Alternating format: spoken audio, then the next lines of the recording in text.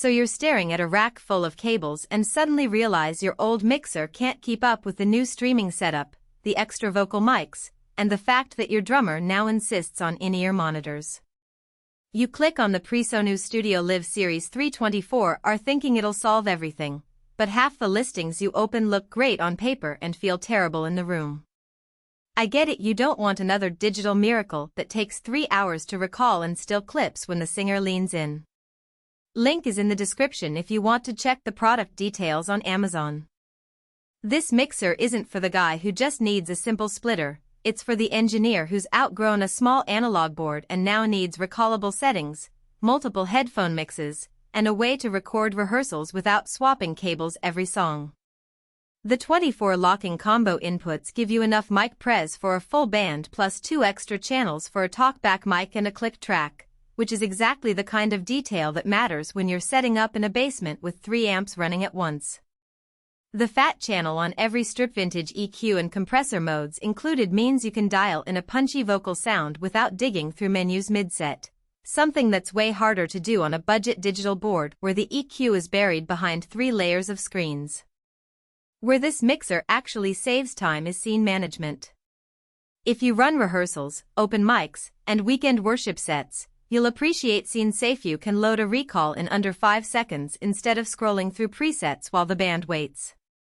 The 16 FlexMixes let you send any channel to any AUX, subgroup, or matrix without running out of physical sends, which is the kind of flexibility you only notice when you're trying to keep the drummer's click in his headphones while the singer's monitor is completely different and the bass player just wants more bass. That's not a hypothetical, it's the exact workflow that kills small analog boards once the band grows past 3 people. The recording side is where the 4040 USB 2.0 interface and 5555 AVB interface stop being specs and start being real tools. If you're recording rehearsals straight to a laptop, the USB interface is plug-and-play with most DAWs, so you can hit record and keep playing without latency spikes. The AVB stage box option is the real game changer if you ever need to split the mixer across 2 rooms, say, front of house in the sanctuary and monitors in the green room without running a forest of XLR cables. That's not something you'll use every day, but when you do need it, the fact that it's built into the same ecosystem means you don't have to buy a separate stage box and pray the latency is low enough. The trade-off is size and learning curve. This is a 24-channel digital mixer, so it's not something you'll toss in a backpack for a backyard gig. It's rack mount, it needs power, and the front panel is packed with knobs and buttons that can feel overwhelming if you're used to a 6-knob analog board. If you're upgrading from a small mixer and you've never touched a digital console, expect a weekend of tweaking presets before you're comfortable flying without training wheels. On the flip side, once you're dialed in, the recallable settings mean you can hand the board to a volunteer at a gig and still get a decent mix because the EQ and compression are already saved. Who should buy this? If you're running a band that's bigger than a trio, if you need to record rehearsals cleanly, or if you're moving from a small analog board to a digital workflow without wanting to relearn everything, this mixer gives you the headroom and flexibility to grow.